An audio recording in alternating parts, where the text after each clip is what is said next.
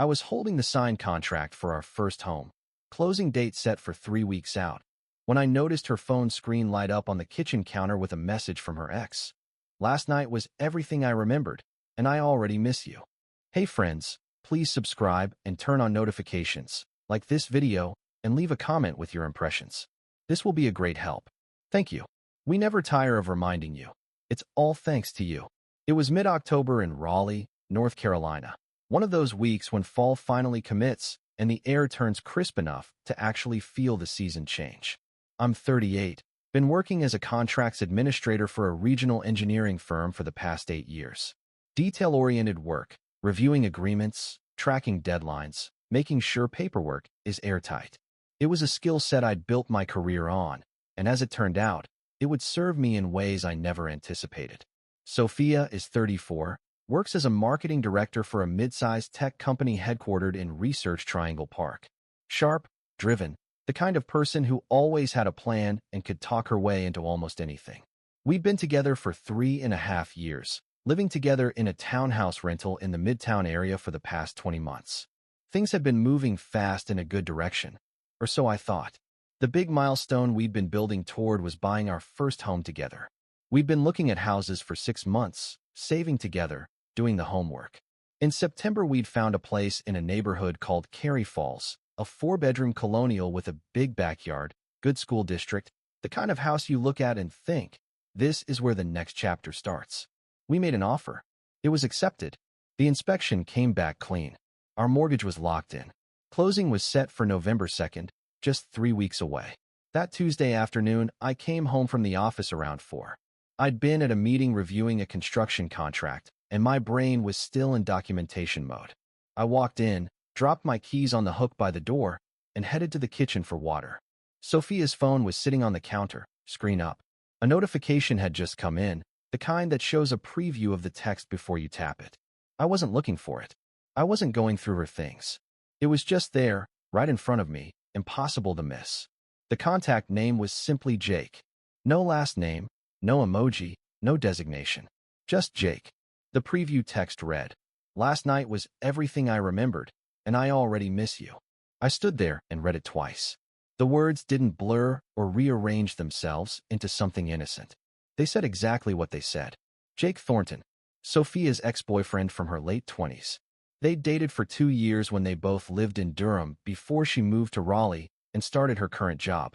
He'd stayed in Durham, maybe 20 minutes away. She'd mentioned him a handful of times over our relationship. Always casually, always in the past tense. Old friend, she'd say when his name came up. Nothing there. I didn't pick up the phone. I didn't unlock it. I just stood there, reading the preview, and felt something shift inside me. Something quiet and final, like a door closing. I put the glass of water in the sink and went to sit in the living room. About an hour later, Sophia came home. She was in a good mood, talking about a campaign launch at work, kissing me on the cheek as she passed through to the kitchen. I heard her pick up her phone. I heard the small tap of her reading the message, then silence for about 10 seconds. She came back to the living room doorway. "Hey, I have a quick errand to run. I'll be back in an hour." "Sure," I said. She grabbed her jacket and left. I sat in the living room and thought about what I was going to do next. The thing is, I'd spent 8 years reviewing contracts for a living. I knew how to stay calm when the stakes were high. I knew how to gather information before making a move. And I knew how to protect my interests without making a scene. So that's exactly what I did. I opened my laptop and pulled up every document related to our home purchase. The purchase agreement was in our shared Google Drive. We'd set it up specifically for real estate documents so we could both review everything. I read through it again, slowly, paying attention to every clause. The earnest money deposit was $2,000, paid from our joint checking account on October 1st. According to the contract, the buyer could walk away and forfeit the earnest money if they chose to back out at any point before closing, unless there was a specific contingency that hadn't been met. Our inspection contingency had already been satisfied. Our mortgage contingency was still technically open. The final underwriting approval was due by October 28th. I pulled up our mortgage documents next. The loan officer's contact information was right there. I could call her tomorrow and ask about the status of our approval. If for some reason I withdrew from the application before final approval, the purchase would fall through on its own. cleanly, and without drama. I also opened our joint checking account. Current balance, $14,600. Of that, roughly $8,000 was mine, my contributions over the past year. The down payment for the Cary Falls house was set at $12,000, drawing from this account at closing. If I transferred my portion out before then, the funds wouldn't be there. I didn't do anything yet. I just mapped out the landscape, the way I did with any contract I was reviewing. I wanted to understand every exit before I chose one. Sophia came back around 6:30. She seemed slightly subdued, but otherwise normal. We had dinner together, leftover chicken she'd made Sunday, and talked about the upcoming closing. 3 weeks, she said, smiling. I can't believe it's actually happening. Almost there, I said. We should start thinking about paint colors for the master bedroom. And the backyard is perfect for a fire pit. Sounds good. She didn't notice anything different about me. Or if she did, she didn't comment on it. That night after she fell asleep, I lay in the dark thinking. I didn't have proof of anything beyond one text message preview that I'd seen on a public screen. One message. Last night was everything I remembered. That implied they'd already been spending time together, probably more than once. I thought about the past few weeks. Had there been signs I'd missed? I replayed the last month in my mind. Sophia had been going out more often in the evenings. Book club on Wednesdays, a networking event 2 weeks ago that she'd come back from looking flushed and happy. Last Thursday, she'd told me she was meeting a college friend for drinks and hadn't gotten home until after midnight. I hadn't questioned any of it. She was a social person. She had a big network. It made sense. Until it didn't. Wednesday morning, I called our loan officer, Patricia, from my office. Hi, Patricia. This is Daniel Reed. Sophia Foster and I have a closing coming up November 2nd on the property in Cary Falls. Yes, Daniel. Everything is on track for that. Final underwriting should have your approval by the 28th. I have a question about the process. If one of the borrowers wanted to withdraw from the joint application before final approval, what would happen? A pause. Well, that's an unusual question. If you withdrew, the joint application would need to be restructured as a single borrower loan with Sophia. That would mean requalifying based on her income and assets alone. Given the loan amount we're looking at, that would likely result in a different approval amount or possibly a denial. And the timeline? If we started the requalification process today, it would take at least 2 to 3 weeks, which would put us past your closing date. So the purchase would effectively fall through. It could, yes, unless the seller agreed to an extension. And my earnest money deposit. That's governed by the purchase agreement, not the mortgage. You'd want to review those terms with your real estate agent. I already have. Thank you, Patricia. I hung up and sat at my desk for a while, staring at the contract on my screen. I didn't withdraw that day. I wanted to talk to Sophia first. I wanted to give her the chance to be honest. That evening, I waited until we were both settled in the living room after dinner. Sophia was on her laptop, working on something for the campaign launch. I set my own laptop aside and looked at her. I want to ask you something, and I need you to be honest with me. She looked up. Okay. Who is Jake? Her expression didn't change immediately. There was a fraction of a second, maybe half a second, where something flickered behind her eyes. Then the neutral mask settled back into place. Jake Thornton? My ex from Durham? What about him? Your phone was on the counter yesterday when I got home. A text from him came in. The preview showed the whole message. She went very still. It said, "Last night was everything I remembered, and I already miss you." Want to tell me what that means? For a long moment, she didn't speak. I watched her processing, calculating. Then she closed her laptop. Okay, fine. Her tone shifted, less warm, more guarded. Jake and I have been talking for a few weeks. He reached out when he moved back to Durham from out of state. We started getting coffee, catching up. It turned into more than that. More than that. Yes. How much more? We've slept together. Twice. I nodded slowly. The confirmation of what I'd suspected didn't hit the way I thought it would. It was more like watching a document come into focus, the details filling in, making the picture clear. How long have you been seeing him? About a month. So while we were finalizing the purchase agreement on our first home together, you were sleeping with your ex-boyfriend. It's not like I planned it. I'm not asking if you planned it. I'm asking how you could do it. Because I was unhappy, Daniel. I've been unhappy for months. And you didn't think to mention that? You wouldn't have listened. You never listen when I try to tell you something's wrong. You're always focused on the next step, the next goal, the next milestone. Buy the house, get engaged, settle down. It's like I'm just part of your project plan. There it was. The pivot from confession to attack. I recognized the pattern from years of contract disputes. When one party knows they're in the wrong, they reframe the narrative to make the other party the problem. So you're saying this is my fault, I said evenly. I'm saying you haven't been present in this relationship for a long time. Jake actually listens to me.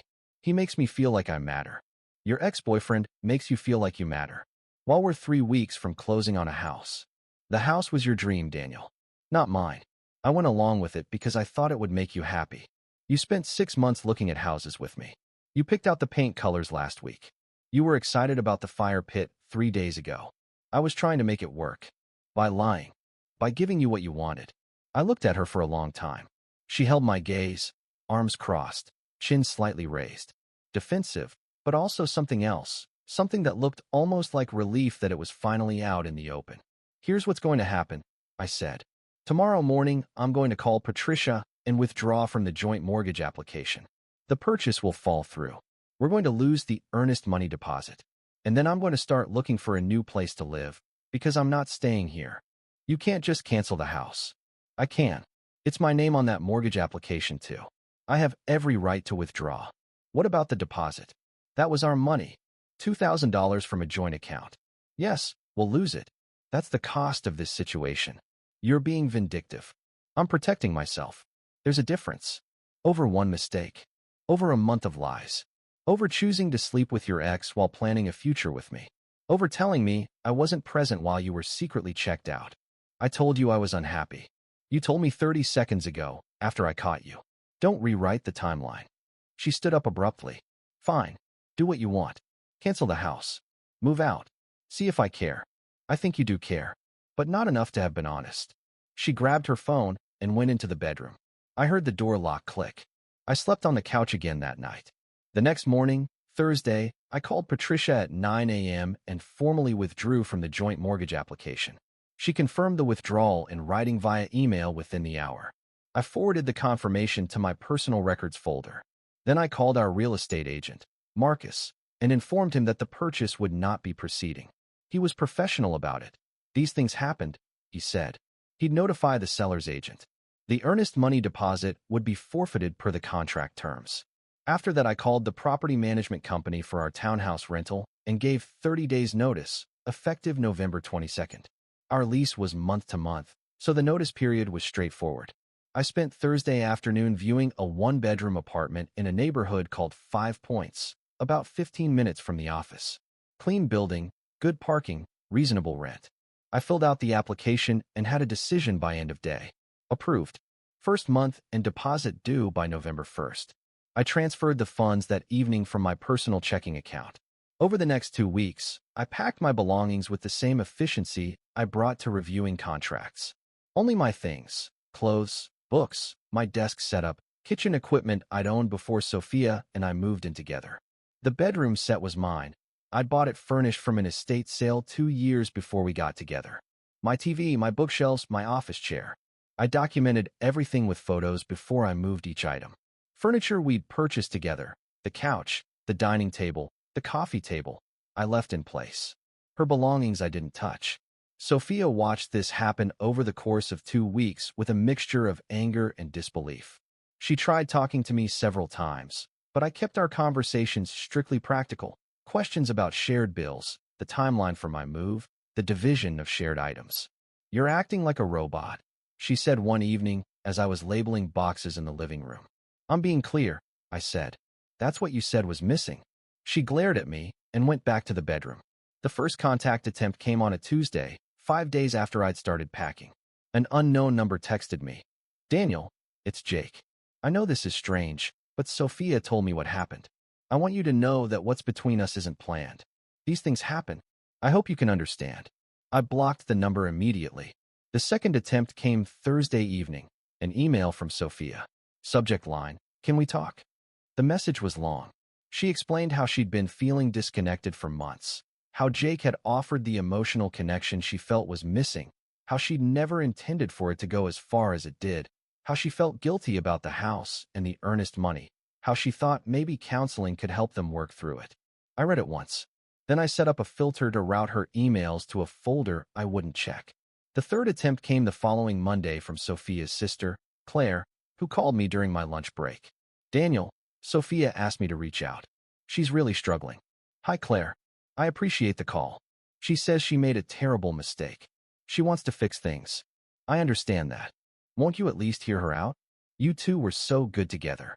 We weren't, actually. Not for a while. I just didn't know it until recently. People make mistakes, Daniel. They do. And sometimes the consequences of those mistakes are that the other person leaves. That's what's happening here. She loves you. She has a strange way of showing it. Take care of yourself, Claire. I hung up. November 1st, I moved into my new apartment. 2 friends from the office helped me carry everything up. By evening, the place was set up. My furniture arranged, my kitchen unpacked, my desk positioned by the window that looked out over a quiet residential street.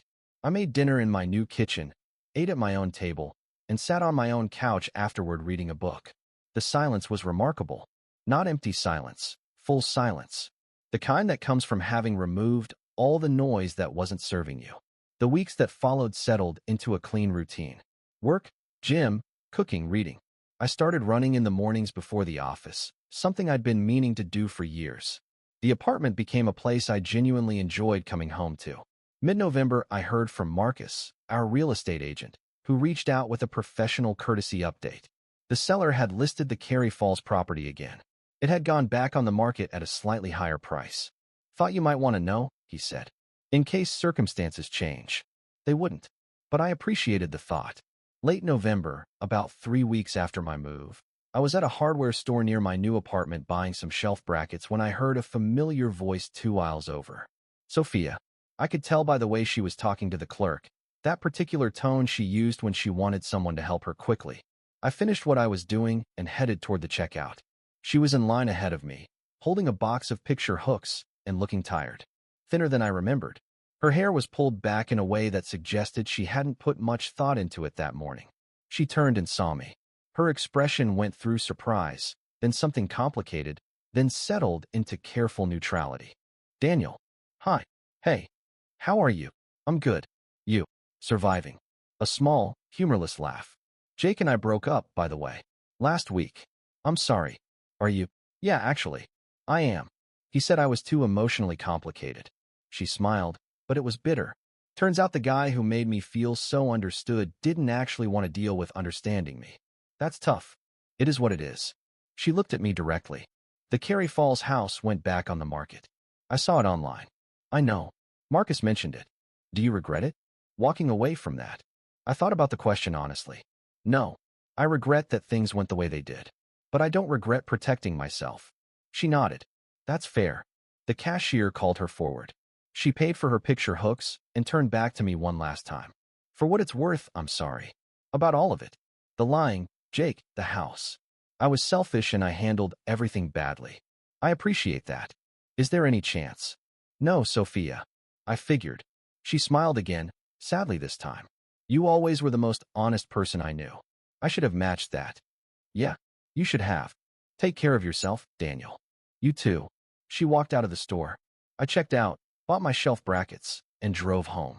That evening I put up the shelves myself, measured twice, drilled carefully, got them perfectly level, lined them with books I'd been meaning to organize for months. Stood back and looked at the finished product. Clean lines. Everything where it belonged. No mess, no compromise, no second-guessing. I poured myself a glass of wine and sat in my chair by the window. The street outside was quiet. The apartment was warm. Everything in it was mine. Chosen deliberately, maintained carefully, and worth exactly what I'd paid for it. I didn't feel triumphant. I felt settled. Have you ever discovered that someone was already emotionally checked out of a relationship long before you realized it? And how did you handle finding out the truth?